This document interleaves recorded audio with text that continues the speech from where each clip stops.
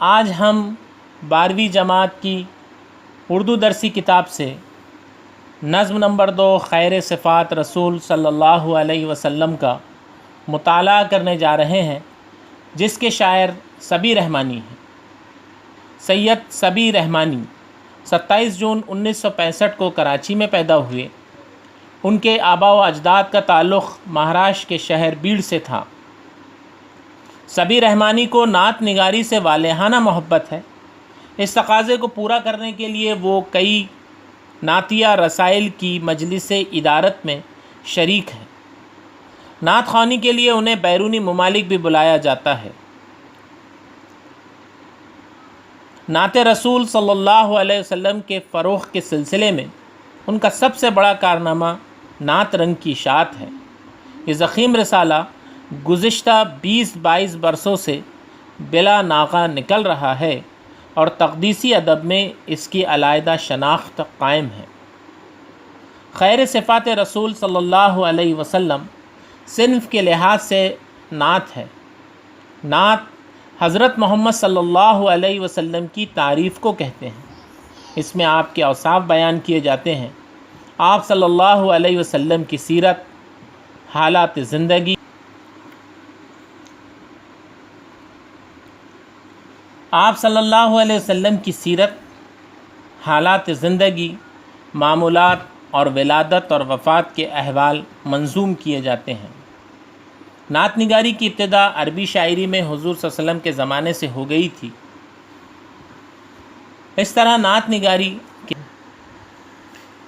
نگاری کی روایت عربی اور فارسی سے ہوتی ہوئی اردو میں پہنچی۔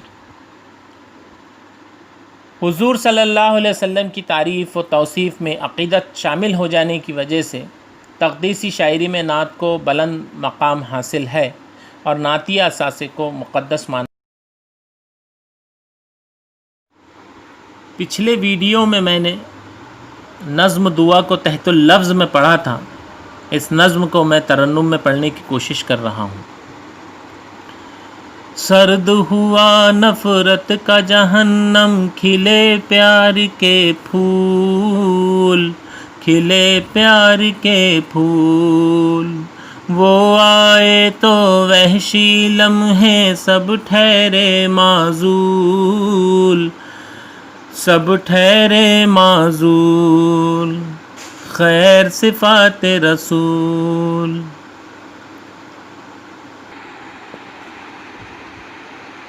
وہ جو چلے تو عرش سے پہنچا، ان کو حرف سلام، ان کو حرف سلام۔ ان سے پہلے کب کوئی بندہ تھا قوسین مقام، تھا قوسین مقام۔ ان کی عظمت کے آگے ہیں سب کی انائے دھول، خیر صفات رسول، خیر صفات رسول۔ ان سے پہلے کس نے دیکھے رحمت کے یہ رنگ، رحمت کے یہ رنگ۔ لب پہ دعاؤں کی خوشبو ہے، جسم پہ بارش سنگ، جسم پہ بارش سنگ۔ راہ میں کانٹے بچھانے والے پائے دعا کے پھول، خیر صفات رسول، خیر صفات رسول۔ ان سے حسن خلق عبارت، وہی نور سبل، وہی نور سبل۔ خیر کا مرجع، رحم کا پیما، یعنی ختم رسول، یعنی ختم رسول۔ عفو محبت اور سچائی جن کے خاص اصول، خیر صفات رسول، خیر صفات رسول۔ حسن عمل کی بات نہیں ہے، یہ ہے کرم کی بات، یہ ہے کرم کی بات۔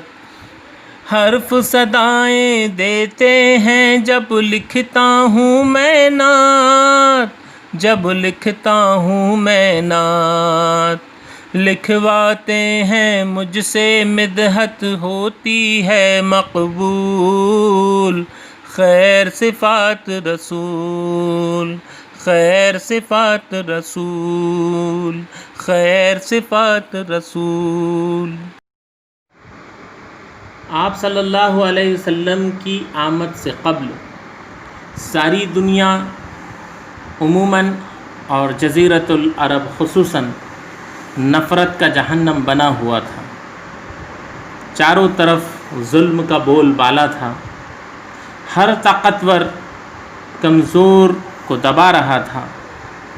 ساری دنیا میں سماجی معاشی عدم مساوات قائم تھی، عورتوں کے حقوق نہ کے برابر تھے، غلاموں کے ساتھ وحشیانہ سلوک کیا جاتا تھا۔ عرب کے بعض قبیلے تو ایسے تھے کہ ان کے یہاں بیٹی کا پیدا ہونا بڑا معیوب سمجھا جاتا تھا، اور کچھ تو ایسے بھی تھے جنہوں نے اپنی بیٹیوں کو زندہ دفن کیا تھا۔ تو شاعر نے اسی پورے منظر کو، زمانہ جہالت کی ان تمام نفرتوں کو نفرت کا جہنم کہا ہے۔ یہ ایک استعارہ یہاں شاعر نے استعمال کیا ہے، نفرت کا جہنم، اور ایک محاورہ استعمال کیا ہے، سرد ہونا۔ سرد ہونا کہتے ہیں ختم ہونے کے لیے، کہ جب ہم کسی چیز کو بے جان بتانا چاہتے ہیں تو کہتے ہیں وہ سرد ہو گیا۔ تو سرد ہوا نفرت کا جہنم۔ آپ صلی اللہ علیہ وسلم جب اس دنیا میں تشریف لائے تو آپ نے اپنی تعلیمات سے، اپنی دعوت سے نفرت کے جہنم کو سرد کیا، اور چاروں طرف پیار کے پھول کھلنے لگے۔ وہ آئے تو وحشی لمحے سب ٹھہرے معزول۔ آپ صلی اللہ علیہ وسلم کی آمد نے زمانہ جہالت کی تمام رسوم کو معزول کر دیا۔ معزول کرنا یعنی ختم کرنا۔ وہ آئے تو وحشی لمحے سب ٹھہرے معزول، چاروں طرف پیار کے پھول کھلے اور وحشی لمحے ختم ہو گئے۔ پھر صحابہ رضی اللہ تعالی عنہم اجمعین جو آپس میں زمانہ جہالت میں چھوٹی چھوٹی باتوں پر لڑ بیٹھتے تھے، اوس اور خزرج کے قبیلے نصف صدی تک آپس میں ایک دوسرے کے دست و گریباں رہے، چھوٹی چھوٹی باتوں پر جن کی برسوں لڑائیاں چلا کرتی تھی، وہ ایسے ہوئے کہ انہوں نے پیاسے مر جانا پسند کیا، لیکن اپنے بھائی سے پہلے پانی پینا پسند نہیں کیا، خود بھوکے رہے، دوسروں کو کھانا کھلایا۔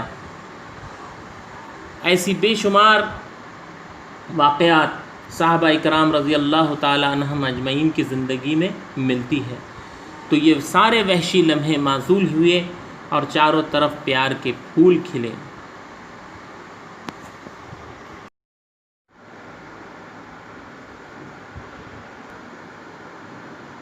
شاعر نے پہلے شعر میں صنعت تضاد کا استعمال کیا۔ نفرت اور پیار یہ ایک دوسرے کے متضاد الفاظ ہیں۔ اسی طرح اس شعر میں نفرت کا جہنم اور وحشی لمحے یہ دو استعارے استعمال ہوئے، اس طرح اس میں صنعت استعارے کا بھی استعمال ہوا ہے۔ اس کے بعد جو نظم ہے اس میں آپ دیکھ رہے ہیں کہ اس کے ہر بند میں 3 مصرے ہیں، 3 مصروں کے یہ بند ہیں، اور اس کی خصوصیت یہ ہے کہ اس کے 3 مصروں میں سے پہلے جو 2 مصرے ہیں وہ ہم قافیہ ہے، اس میں ردیف نہیں ہے، ہم قافیہ ہے، سلام مقام، اور اس کے بعد کے جو مصرع ہے دھول، یہ رسول کے ساتھ اس کا ہم قافیہ ہے۔ اس میں خیر صفات رسول، خیر صفات رسول جو آیا ہے جسے ہم ردیف کا مصرع کہہ سکتے ہیں، حالانکہ یہ پورا مصرع نہیں ہے، لیکن یہ ردیف ہے، اس میں خیر صفات رسول ہر بند کے بعد آ رہا ہے۔ تو وہ جو چلے تو عرش سے پہنچا ان کو حرف سلام، اس میں اس بند میں سیرت النبی کے خاص واقعے کی طرف اشارہ کیا گیا ہے اس لیے اس پورے بند میں سنت تلمی ہے کہ اس میں واقعہ معراج کا ذکر ہو رہا ہے۔ واقعہ معراج جو ہے وہ آپ صلی اللہ علیہ وسلم کی زندگی کا ایک اہم واقعہ ہے۔ رجب کی 27ویں شب کو یہ واقعہ پیش آیا۔ آپ صلی اللہ علیہ وسلم کو مسجد حرام سے مسجد اقصیٰ لے جایا گیا۔ وہاں آپ نے مسجد اقصیٰ میں تمام انبیاء کی امامت فرمائی اور آپ امام الانبیاء کہلائے۔ پھر وہاں سے آپ کو 7 آسمانوں کی سیر کرائی گئی اور آپ کو عرش بری پر بلایا گیا۔ وہاں آپ کو نماز کا تحفہ دیا گیا۔ یہ ایک پورا واقعہ ہے جس کو شاعر نے یہاں 3 مصروں میں بیان کیا ہے۔ پہلے اس میں کہا ہے کہ وہ جو چلے تو عرش سے پہنچا ان کو حرف سلام۔ آپ صلی اللہ علیہ وسلم کو جب بلایا گیا عرش پر تو آپ کو اللہ تعالیٰ کی طرف سے سلام کہا گیا۔ ان سے پہلے کب کوئی بندہ تھا قوسین مقام۔ یہاں ایک لفظ آ رہا ہے قوسین مقام۔ یہ قرآن کریم کی ایک آیت ہے، سورہ نجم کی آیت نمبر 9، فَكَانَ قَابَ قَوْسَيْنِ أَوْ أَدْنَىٰ، یہاں تک کہ وہ 2 کمانوں کے فاصلے کے برابر آ گیا، بلکہ اس سے بھی زیادہ نزدیک۔ یہ ایک عربی محاورہ ہے قوسین مقام۔